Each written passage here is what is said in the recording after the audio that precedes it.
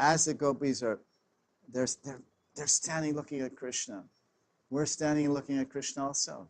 Radharaman, Radhasham, Radhagiridhari.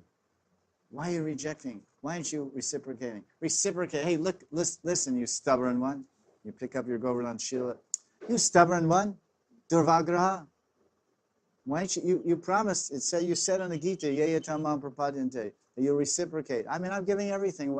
Can you just show me your toenail? Can you just leave a footprint in the garden?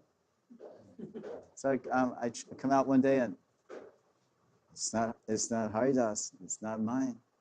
It's not a deer, it's not a harin, it's Krishna. And Krishna listening to he's watching you cry and listening to your prayers. It's in his time. Everything will happen in time. But we are rajasic living entities. Living on the earth planet means to be rajasic. Impatient. Now, Jack, press the button, deliver at my door. But the point is that Krishna will embrace us. He will love us. He will remove our... Krishna takes his chadar and he dries the tears from the gopis' eyes. Bhagavan, he takes his chadar and he dries the tears from the gopis' eyes when he meets them and they're crying.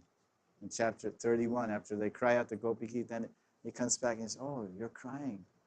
I was standing just outside these bushes. I heard every word. So every stotram you chant, every Maha Mantra you chant, Krishna's hearing it. He's standing right there in front of you.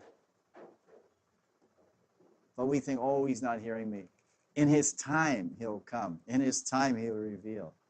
So this is a great teaching for the sadhaka.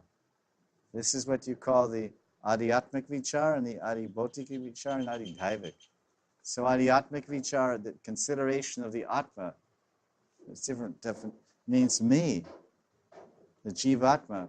And Daiva means the divine, the transcendental Kamadev, the Aprakrita Madan Mohan. The Aprakrita Madan Mohan.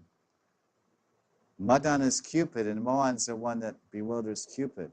So sometimes it's a Aprakrita Madan, rather, not Mohan, but Aprakrita Madan, or Smara Murtiman. Smara Murtiman, or Sakshat Manmata Manmata. So these are all ways to describe Krishna as the supreme lover, as the supreme Dev, the transcendental Kamadev. The transcendental god of desire, or Deva,